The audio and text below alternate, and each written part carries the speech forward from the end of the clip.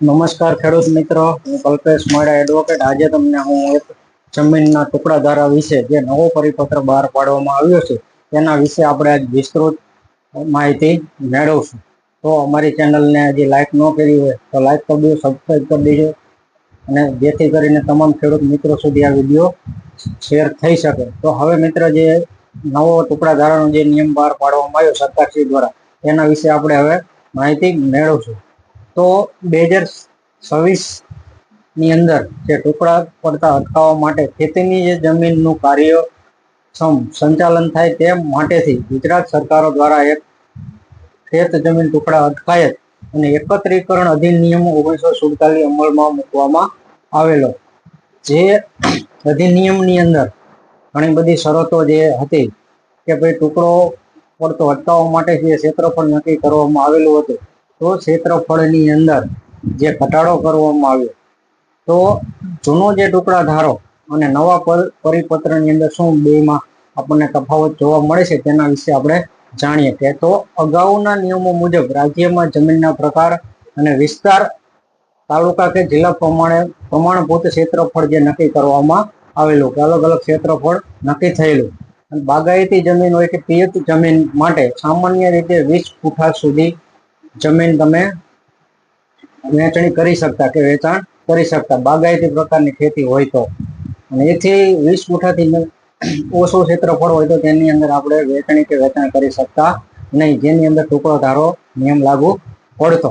અને જ્યારે જોઈએ તો જીરાયત જે કે બિનપિયત પ્રકારની જમીન હોય તો ઓછામાં ઓછું 40 ગુઠા સુધી આપણે વેચાણ કરી શકતા. તેથી ઓછું ક્ષેત્રફળ જમીનનું હોય તો આપણે તેનું વેચાણ કરી શકતા નહીં, જેની અંદર ટુકડા ધારો નિયમ લાગુ પડતો. તો સમસ્યા ખેડૂતોની અંદર શું ઊભી થતી ખેડૂત મિત્રો? તો કે જમીનના પ્રકાર પ્રમાણે અલગ અલગ પ્રમાણભૂત માપ હોવાથી અનેક ખેડૂત ભાઈઓ વચ્ચે જમીનનો જે વહેંચણી કરવાની થતી કે જમીનનું વેચાણ કરવાનું થતું, તે વખતે ઘણી બધી કાનૂની અડચણો ઊભી થતી અને કેસો આપણા પેન્ડિંગમાં રહેતા. તો નવો સુધારેલા પરિપત્ર મુજબ આપણે જોઈએ તો કે 12 ઓગસ્ટ 2026ના રોજ જે સરકારશ્રી દ્વારા નવો પરિપત્ર જે જાહેર કરવામાં આવ્યો, તેના અગાઉના જે તમામ નોટિફિકેશનો કે પરિપત્રો હતા તે રદ કરવામાં આવ્યા અને નવું જે પ્રમાણભૂત ક્ષેત્રફળ જે નક્કી કરવામાં આવ્યું, તો હવે ગુજરાતની અંદર તમામ પ્રકારની જમીનો હોય તો ટુકડા ધારાની મર્યાદા 10 ગુઠા જમીન સુધી કરવામાં આવી, કે તમે 10 ગુઠા સુધી જમીનને તમે અલગ કરી શકો, વેચણી કરી શકો કે વેચાણ તમે કરી શકો, જે ક્ષેત્રફળ હાલ સરકારશ્રી દ્વારા નક્કી કરવામાં આવ્યું. તો કે એક સમાનતા હવે કે પિયત જીરાયત કે જમીનના અલગ અલગ માપને બદલે સમગ્ર ગુજરાત રાજ્યની અંદર 10 ગુઠાથી નાનો ખેતીની જમીનનો ટુકડો કરી શકાશે નહીં, કે 10 ગુઠાથી જમીન ઓછી હશે તો તમે તેનું વેચાણ કે વેચણી કરી શકશો નહીં. મિનિમમ તમારે 10 ગુઠાથી વધારે જમીન હોવી જોઈએ. ભાઈઓ ભાગની વેચણી કરવી હોય તો ભલે, અને તમારે વેચાણ દસ્તાવેજ કરવું હોય તો ભલે, તમારે 10 ગુઠાથી વધારે જમીનનું તમે કરી શકશો.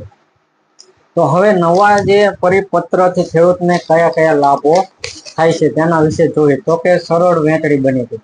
કે પહેલા તમે વેચણી કરવા માટે મિનિમમ 40 ગુઠા જમીન જોતી, બાગાયતીની અંદર 20 ગુઠા જમીન જોતી. તો હવે તેની અંદર શું થયું કે તમારે વેચણી કરવા માટેથી ભાઈઓના ભાગ પાડવા માટેથી ઓછામાં ઓછી 10 ગુઠા જમીનનું તમે વેચણી કરી શકશો અથવા વેચાણ પણ કરી શકશો. એથી ઓછી હશે તો તે ટુકડા ધારાનો નિયમ તેના માટે લાગુ પડશે. તો તેના કારણે પેન્ડિંગ જે પ્રશ્નો છે તેનો પણ હવે નિકાલ થઈ જશે, કે વર્ષોથી અટકેલા જમીન વહેંચણીના જે પ્રશ્ન હતા તે પણ હવે નિકાલ થઈ જાય છે. દસ્તાવેજ અને માપણી સરળ બની ગઈ, કે તમારે દસ્તાવેજ કરવો હોય કે જમીનની માપણી કરવી તે પણ હવે સરળ બની જાય. 7, 12 અને 8ના ઉતારામાં જે નોંધો દાખલ કરવી, તેમજ DILR માપણીની કામગીરી પણ હવે સરળ બની ગઈ. તો ત્યારબાદ જોઈએ તો ખેડૂતને મહત્વના જે લાભો થાય છે કે સરકારી યોજનાઓ અને લોનમાં જે ખેતીવાડી લોન મેળવવા માટે જે અડચણ ઊભી થતી કે 5 વીઘા જમીન હોય ને 10, 12 નામ હોય એને અલગ કરી શકાતા નહીં, તો આવા પ્રશ્ન ઘણા બધા હતા. તેની અંદર પણ હવે તમે જમીન અલગ કરી શકશો અને પોતાના નામે ચડાવી અને તમે પાક ધિરાણ કે લોન તમે મેળવી શકશો. ત્યારબાદ સરકારશ્રી દ્વારા ઘણી બધી યોજનાઓ, જે સબસિડી વાળી યોજના બહાર પાડવામાં આવી, તો સંયુક્ત નામે હોય તો તેમાં એક વ્યક્તિ તેનો લાભ લઈ શકતો. હવે તમે અલગ કરી અને તમારા પોતે પણ તમે ખેતીની જમીનમાં સબસિડી યોજનાઓનો લાભ પણ લઈ શકશો. ત્યારબાદ જે સરકારી સહાયો જે અમને ચૂકવવામાં આવે છે. પાક નુકસાન, એના વળતરો, આ તમામ જે લાભ હવે ખેડૂત મિત્રોને મળશે. એટલે આ નવો નિયમ જે રહ્યો ખેડૂતો માટે એક આશીર્વાદ રૂપ અને અત્યંત જે કહેવાય કે મદદરૂપ થશે.